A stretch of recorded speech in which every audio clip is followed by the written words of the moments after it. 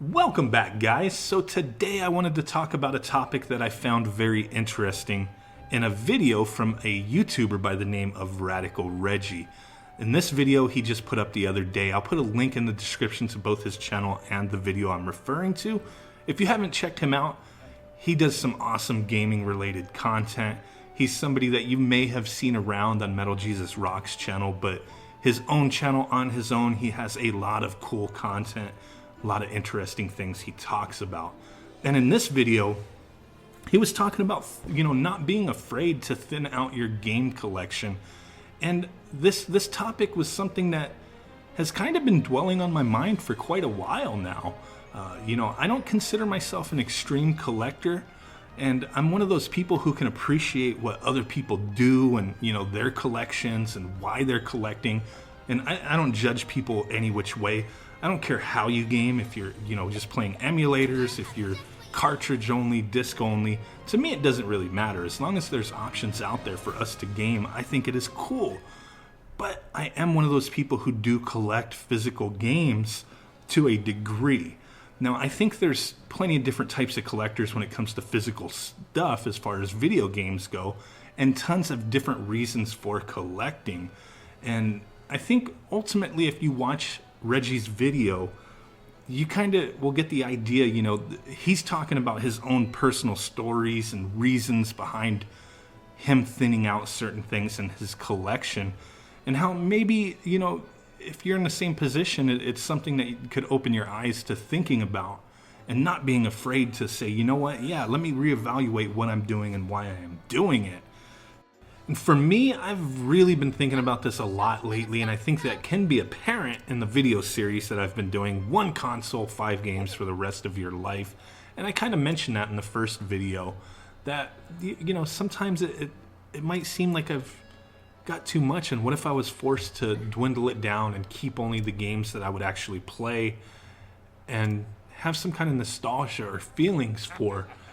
A lot of people will collect, like I said, for numerous reasons, but I think ultimately for me, I have to look at what is the end game behind collecting.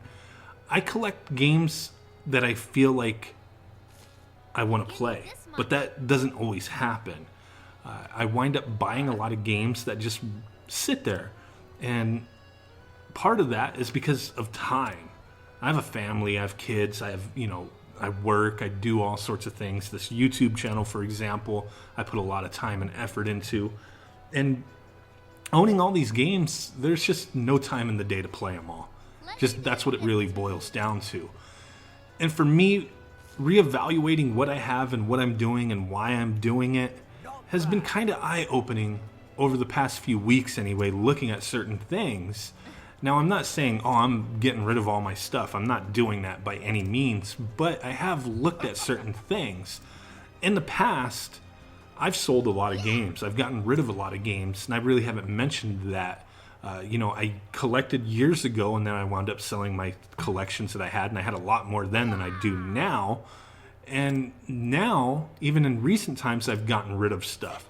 I had this goal of collecting the complete Nintendo 64 library, and ultimately I found that to be fairly pointless for my reasons. I think you have to look at your end game. What is the reason? What is the goal? Why do you have this goal? And for me, my goal is to own games that I play, that I want to play. And I think I lost sight of that with certain things. With the Nintendo 64, I love the Nintendo 64, don't get me wrong. But there's about 300 games released in the US for that system, and out of those 300, I'm probably only interested in playing less than 10. At any, given time in my life, I couldn't really see wanting to play most of the games released for that system.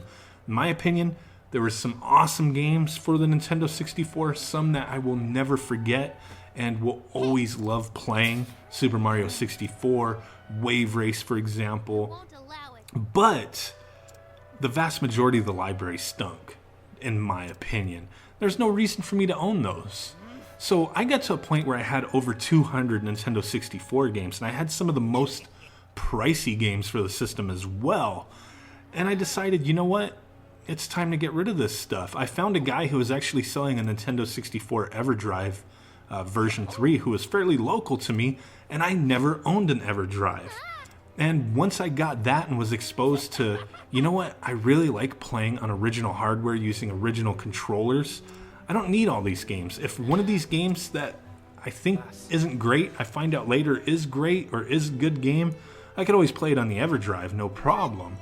Now, I wound up getting rid of most of my, Nintendo 64 games. I still own the ones that I consider classics and games that I will love to play for the rest of my life whenever I have the chance, but the rest of them are gone.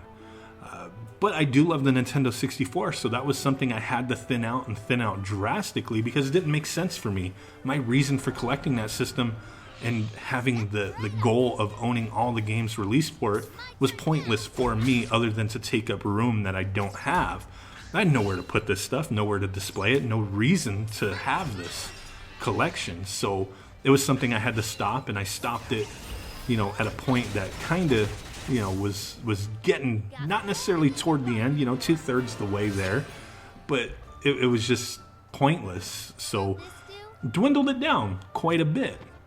Now I own other systems as well that I didn't own growing up. The Sega Genesis, for example. I was exposed to the Sega Genesis by many people that I knew growing up, other kids, friends, and whatnot. I played a lot of the classics, but I never owned one. And I do own one now, and I have a 32X pretty much new in the box. I have a Mega EverDrive X5, whatever it is, handful of games, but I don't play it. So that's something that I would consider getting rid of because I don't have any feelings for it. There's no end game, there's no goal for me other than to just have it and play it if I want to. But I haven't really been compelled to play it, so it's kind of a thing where, do I really need this? Do I want it in my collection? Another one would be the PC Engine. I own a PC Engine, handful of games, the Turbo EverDrive for it, but I never owned the Turbo Graphics. I knew one kid who had one. I played Bonk's, Revenge or something, maybe a couple times for a very short while. But beyond that, very little exposure to the system, very little game time playing the system. So for me, owning it, it's kind of a thing that I'm reevaluating. Do I really need this? Do I really want it? It's just taking up space that could be dedicated to something that actually means something to me. And that's where I'm at right now. And I think it's a very interesting place to be. And between Reggie's video and my current thoughts on this topic of thinning out gaming collections, it really got me thinking even more. I love old school games. I also love newer games. But between buying all these new games that I'm very interested in and revisiting old school games, I really don't have much time for both. I really think I need to narrow it down because there's certain games coming out or games that have already came out that I've not been able to dedicate much time to because I'm dwelling on the past, essentially. And I don't think there's any problem with that because I'll never give that up. I'm a retro gamer. I love my old school games, but I also want to play some newer stuff that's out as well. This game, for example, that I'm playing, Octopath Traveler, I can't wait for this. This game it's new, but it also has those old-timey, old school RPG feels going for me. And just playing this demo, I've played it twice already. The first 3 hours, I played it on my Switch and on my daughter's Switch. It's really got me hooked. So this is something I'm really looking forward to playing. But I don't want it to be another one of those games that I just buy and put in a pile and hope to play it one day. I've got tons of PS4 games, a bunch of Nintendo Switch games that I just have not played. And it's something for me where it's like, okay, I got to find a balance there. I got to find that in between that makes sense. And if it's narrowing down my old school collection and some of my newer stuff, then that might be the best way to go about it. And really taking the time and maybe waiting on newer stuff that comes out, until I know I'm going to actually play it. There's been so many games that I've wanted to play on the PS4 that have come out that I bought and then I never opened, never even tried. The Secret of Mana remake, mine is still sealed, and I bought it the day it came out. I haven't even played it. You know, I haven't watched anybody's videos on it. I kind of got the feeling that a lot of people didn't like it, but I wanted to be exposed to that myself, and unfortunately I haven't played it. I've gone back and played Secret of Mana on the Super Nintendo plenty of times. Awesome game, one that I love having in my collection and will never give up. But there's going to be certain other, you know, I'm big on role-playing games, but there's going to be certain role-playing games I don't have any nostalgia for, or don't care about the series, or don't care about the company who made them, that I don't need in my collection, or I don't need to really worry about. And those are the things that I think I need to keep in mind, is only buying the games that I know I'm going to play, and just keeping it to that, and not buying much else. Sometimes things work out and you wind up getting lots of games, especially for old school systems, and you might have the thought that, hey, you know, these aren't games that I want, but I could flip them, or I could use them as trade bait, that kind of thing. And sometimes that works out, but for me, a lot of times I wind up getting rid of so many, and then the extra games that I have just sit because nobody wants them to begin with. And then I'm like, well, now I got an addition to my collection of stuff I don't care about. I don't want it, I don't need it, but I'm not going to throw it away. That doesn't make any sense. You know, I'm not going to destroy a game just because I don't want it. That's ridiculous. So that's for me the most important thing is what is the reason for owning these games? And for me, my reason needs to be because I want to play them, not look at them. But I don't think there's a problem with that. If you're a collector and you're like, you know, I just like collecting games, I don't think there's anything wrong with that. It's got to be what is personally right for you, because you can't really knock somebody for collecting games unless they're using that for some kind of weird reason, you know. If it's just a big bragging thing, oh, I got all this stuff, look at me, I'm better than you, that's stupid. But if it's something that just you like to do and you want to do, that's cool, you know. People like John Hancock, for example, he's collecting games and systems to open up a museum one day, and I think that is freaking awesome, you know, to preserve gaming history. It's just like anything else. Back in the day, I collected baseball cards. A lot of people did and still do. We would try to collect whatever the year was, you know, if it was back in the 90s, 94 or 95 season, you know, we'd try to get all the Topps cards or all the Don Russ cards, whatever it was. You didn't care about every team, you didn't care about every player, but you had that goal, like, hey, I want to collect these cards. And that's fine, that's cool. Some people want to just collect a certain team. It's the same thing with trading card games, Magic the Gathering, Pokemon. You know, there's so many people who just collect to collect, just to own it, and that's fine. Some people invest, some people want to flip things, some people want to hold on to things till they're worth more money and make money off of it. That's fine.